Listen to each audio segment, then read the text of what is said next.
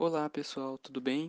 O meu nome é João Pedro, eu estou cursando o quinto semestre de Ciências Contábeis na turma A e foi proposto um projeto cujo tema do trabalho é a contabilidade na gastronomia. O nosso trabalho ele foi composto por 5 integrantes, sendo o Daniel de Almeida Flopas, o Eduardo Ariati, por mim João Pedro Beckdott, o Leonardo Neppel e a Tainá dos Santos.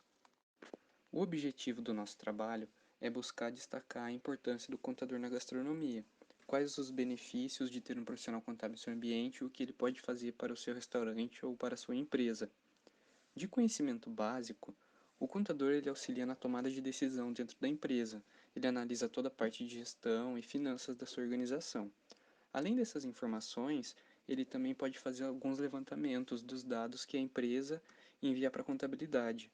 Assim, o contador ele pode auxiliar seu empreendimento na gestão financeira, o controle de estoques e custos, gerando relatórios para decidir qual o melhor rumo que a empresa pode tomar. O contador ele também lida com a parte de burocracia fiscal e tributária, que é algumas de suas especialidades, já que há constantes mudanças na legislação. Por isso é importante ter um contador de confiança, controlando regularmente as notas, as compras, exatamente como pede a lei, para deixar a sua empresa nos conformes e assim não surgir alguma fiscalização e não acabar levando alguma multa. Fala pessoal, aqui é o Eduardo e eu vou trazer para vocês algumas das áreas que o profissional formado em gastronomia pode atuar depois da sua formação. Então a primeira delas é a de chefe de cozinha. O que é o chefe de cozinha? É aquele que planeja e prepara os cardápios de restaurantes, bares, lanchonetes, hotéis, hospitais, entre muitos outros estabelecimentos. Então assim, além de planejar e preparar os cardápios, ele coordena a sua equipe, porque ele planeja e prepara os cardápios, mas ele não consegue preparar todos eles sozinho. Então ele precisa ter uma equipe de assistentes, auxiliares, que ele precisa, além de planejar o cardápio, ele precisa coordenar todos eles, porque senão não vai sair conforme ele planejou o cardápio. Então ele coordena como se fosse um gerente ou um supervisor, coordena para que toda a equipe trabalhe no mesmo ritmo, da mesma maneira, para que tudo saia num padrão que ele espera. Temos também o personal chef, que basicamente é quase a mesma coisa que um chefe de cozinha. O que é diferente? Que ele atua em residências particulares. Então ele é o conhecido cozinheiro particular. A gente vê muitas reportagens com famosos que tem. Então assim, o personal chef está lá o dia inteiro numa residência para cuidar de toda a alimentação da família, cozinhar, preparar, só daquela casa. Então esse é o personal chef. A gente tem também os profissionais que atuam na área de segurança alimentar, que atuam basicamente como vigilantes.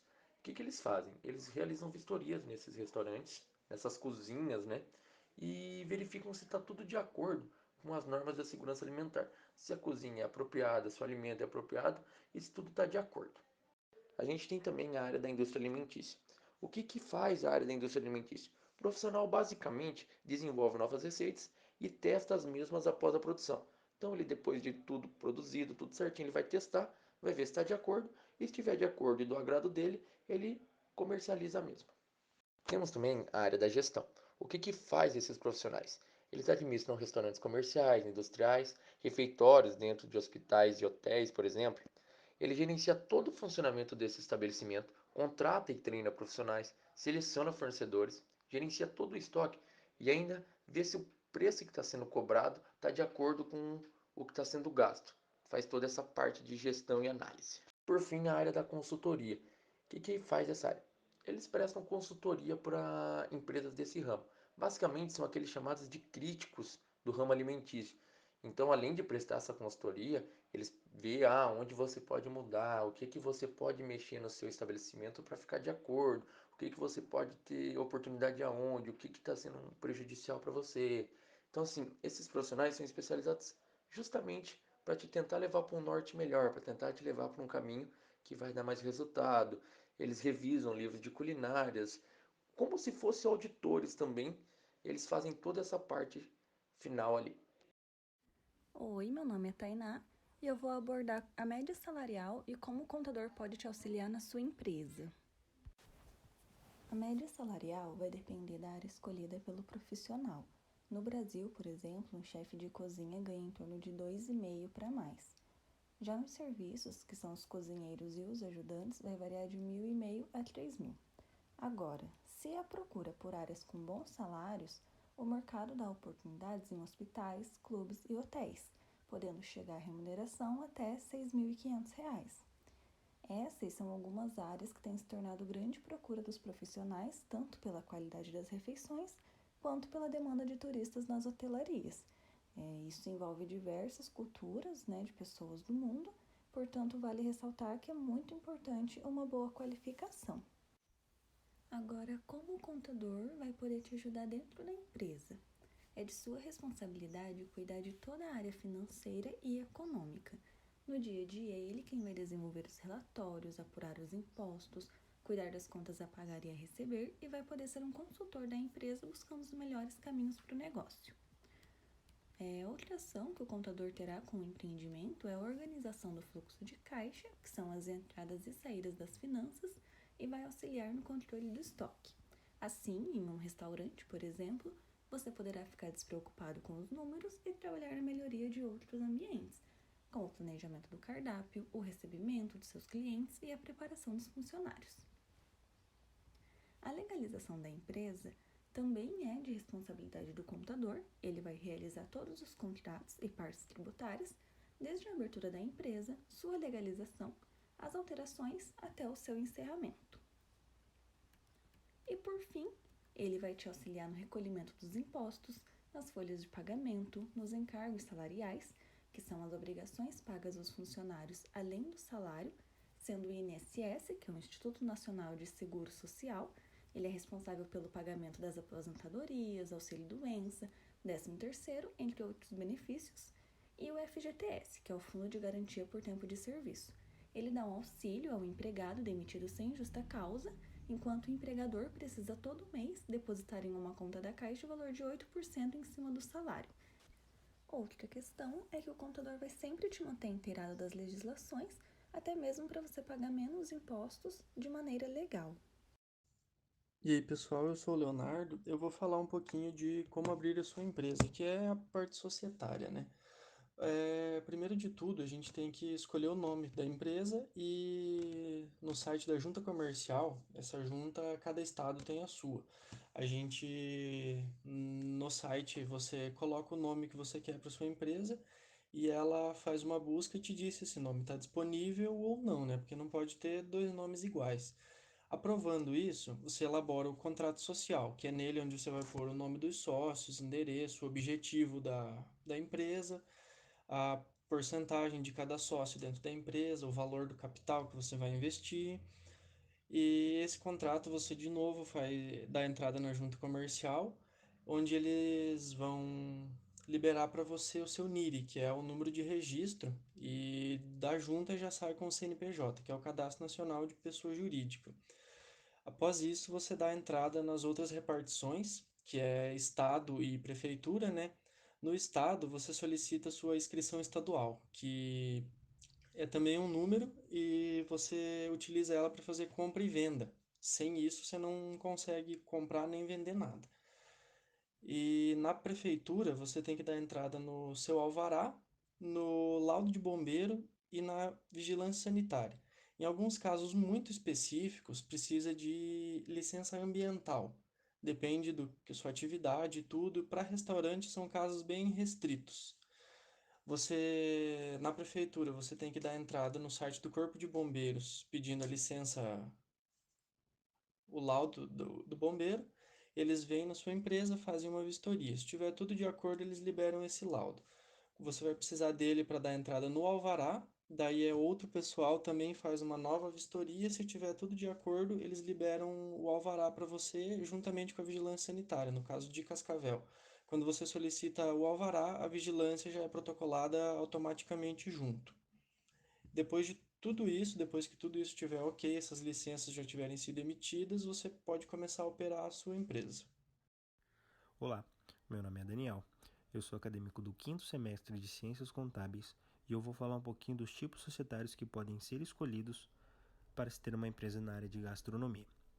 O primeiro deles seria a sociedade limitada. A sociedade limitada é um dos tipos societários mais utilizados no Brasil, onde esse tipo de sociedade é formado pela união de 2 ou mais sócios com o objetivo de exercer uma atividade econômica em forma de organização. Na sociedade limitada, a responsabilidade de cada sócio é restrita ao valor de suas cotas, mas todos respondem solidariamente pela integralização do capital. A sociedade limitada deve ser administrada por uma ou mais pessoas que podem ou não serem sócios da empresa. A segunda seria a sociedade unipessoal limitada. Ela é basicamente a mesma coisa que a sociedade limitada, porém ela é composta por apenas um sócio, diferente da sociedade limitada que pode ser de 2 ou mais sócios. Teria também o MEI. O MEI é o pequeno empresário individual. Para que ele possa fazer parte dessa sociedade, ele tem que atender algumas condições, sendo elas: ele tem que ter um faturamento limitado a R$81 mil por ano, ele não pode participar como sócio, administrador ou titular de outra empresa e ele pode contratar no máximo um empregado. Temos as sociedades anônimas, as famosas SAs, que são as companhias ou sociedades que têm o capital dividido em ações. Então, assim, a empresa sente necessidade de um certo recurso financeiro, vai lá e negocia suas ações na Bolsa de Valores. A responsabilidade dos sócios acionistas, no caso, é de acordo com a quantidade de ações que lhe pertence. No ramo de restaurantes, bares e lanchonetes, são poucos aqueles que apelam para o lado das SAs, por ser comércios um pouco menores, mas ainda assim, restaurantes famosos do Rio de Janeiro e de São Paulo, por exemplo, muitos deles têm ações na bolsa que você pode se tornar sócio deles comprando uma cota, uma ação deles lá. Temos também a Eireli, que é a empresa individual de responsabilidade limitada, muito utilizada por estabelecimentos alimentícios de médio e grande porte. Por quê? Porque para você abrir uma Eireli, você precisa ter no mínimo 100 salários mínimos de capital social. Então, vamos supor que o salário mínimo seja de R$1.000, você vai precisar subscrever um capital de R$100.000. Então, nem sempre todo mundo tem 100 mil para investir logo no começo. Às vezes precisa de um certo movimento para levantar esse valor. Qual que é a vantagem da Eireli? Caso de dívidas, o patrimônio do empresário não será usado para pagamento das mesmas. Então, ele divide a parte do sócio, pessoa física, com a parte da empresa, pessoa jurídica. Agora os regimes tributários. Mas o que são esses regimes tributários? Ele é um conjunto de leis que regulamenta a forma de tributação da pessoa jurídica. E no Brasil existem 3 tipos de regimes tributários: o Simples Nacional, o lucro presumido e o lucro real. O Simples Nacional ele é um regime de impostos que foi criado em 2006 com o objetivo de simplificar o pagamento de tributos, ou seja, ele reúne todos os tributos de uma empresa em uma única guia, denominada Documento de Arrecadação do Simples Nacional, e nela estão o IRPJ, o CSLL, o PIS, o COFINS, o IPI, o CPP, o ISS e o ICMS. E as empresas que podem adotar esse sistema são as com receita bruta de até 4,8 milhões. A tributação do Simples Nacional ela é determinada de acordo com a atividade econômica e o anexo de enquadramento no Simples. E são 6 anexos que possuem alíquotas de 4,5% a 16,93%. Por isso, ter um contador ele pode ser muito importante na abertura e entendimento da tributação. O lucro presumido, o imposto de renda e a contribuição social sobre o lucro desse sistema, eles têm por base uma margem de lucro pré-fixada pela lei, sendo uma forma de simplificar a apuração desses 2 tributos. Como funciona essa pré-fixação? A lei, ela determina que de X% do faturamento da sua empresa vai ser o seu lucro, e em cima desse lucro pré-fixado vai ser calculado esses impostos. E as empresas que podem adotar esse sistema são as com faturamento bruto de até 78 milhões. E o lucro presumido ele pode ser vantajoso para as empresas que possuam margens de lucro superiores às da presunção, que tenham poucos custos operacionais e tenham uma folha salarial baixa. Ainda assim, é necessário verificar se o Simples Nacional não oferecem uma maior vantagem comparada com esse enquadramento. E uma decisão precipitada do empreendedor, sem o devido planejamento, ele pode acarretar a recolhimentos de impostos desnecessários, ou até mesmo maiores, vamos supor. E, portanto, o melhor a fazer é procurar um bom contador, uma consultoria, o que seja, para te auxiliar no processo de abertura e decisão do enquadramento tributário. E por fim, o lucro real. Como que funciona o lucro real? Algumas empresas elas são obrigadas a optar pelo regime de lucro real por causa da atividade que exercem, como as instituições financeiras, por exemplo, ou também por possuírem uma receita bruta superior a 78 milhões. O lucro real, ele normalmente é vantajoso para empresas com reduzidas margens de lucro ou com prejuízo, como por exemplo as grandes indústrias ou empresas que possuem muitas despesas com matéria-prima, energia elétrica e aluguéis, pois recebem crédito de PIS e COFINS no regime não cumulativo, além de calcular o IRPJ e CSLL sobre a baixa margem de lucro. Esse crédito que é utilizado no PIS e COFINS, ele é um direito que a empresa tem para abater uma quantia do valor a pagar, tendo assim um benefício fiscal. Isso é um direito do lucro real. Bom, agora eu vou falar um pouquinho de como um contador pode auxiliar dentro de uma empresa. Um profissional contábil, ele consegue ajudar a manter a vida financeira e tributária em dia, auxiliar na redução dos impostos da empresa e também trabalhar em cima da assessoria fiscal, que seria a apuração de impostos, o planejamento tributário e a entrega das declarações, e também na escrituração das notas fiscais. O contador também pode trabalhar em cima da assessoria trabalhista, porque ele tem um conhecimento técnico para cuidar de todas as funções de um departamento pessoal, onde ele pode, por exemplo, realizar uma folha de pagamento, um fluxo de registro dos funcionários, fundo de garantia e muito mais. Ele também pode auxiliar na consultoria estratégica, onde ele analisa os dados financeiros, compreende o que precisa ser melhorado, ele traça as metas para o crescimento da empresa, ele muda os traços econômicos da empresa, onde ele tenha crescimento e o planejamento estratégico.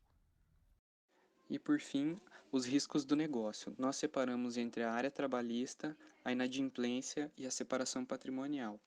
A área trabalhista seria, por exemplo, você sendo um dono de restaurante e tendo um funcionário, um garçom que seja, mas que o seu restaurante só opera no turno da noite. Esse garçom, esse funcionário, ele vai chegar mais cedo no trabalho, lá pelo fim da tarde, para ajudar na organização do salão. Ele vai fazer o expediente dele, que seria a remuneração que ele vai receber no fim do mês ou naquela noite mesmo. E depois do expediente, ele sai mais tarde, porque ele tem que também ajudar novamente a arrumar o salão. E o empresário acaba não tendo esse controle de horas, ele perde essa informação, tendo assim que pagar horas extras, sendo valores desnecessários e que pode ser uma perda de dinheiro. A inadimplência, ela abrange eventos, casamentos, que você, dono do restaurante ou você, chefe, foi contratado para cozinhar nesse evento. E você faz esse contrato de receber 50% do valor antes de cozinhar e após esse evento você vai receber, ou até no outro mês. Só que acontece em muitos casos de que o chefe ele não recebe após. Então tem que ter muito cuidado e isso ainda continua sendo um dos riscos no mercado. E por último, a separação patrimonial. Essa separação patrimonial seria você distinguir a pessoa jurídica da pessoa física. Mas o que seria isso? Seria você não gastar o dinheiro do caixa que você tem na sua empresa simplesmente para pagar as suas contas, você construir uma casa, trocar de carro. Muitos empresários acabam falindo a empresa por fazerem isso por conta própria, não ligarem para sua empresa e acharem que ela tem dinheiro ali mesmo não tendo um controle. Isso não acontece só na parte de gastronomia, acontece em todo o mercado. Então é um dos principais riscos que acontecem hoje em dia. O nosso projeto de contabilidade na gastronomia seria isso, e eu, João Pedro, gostaria de agradecer em nome do grupo todo a todos que prestaram atenção no nosso trabalho. Muito obrigado.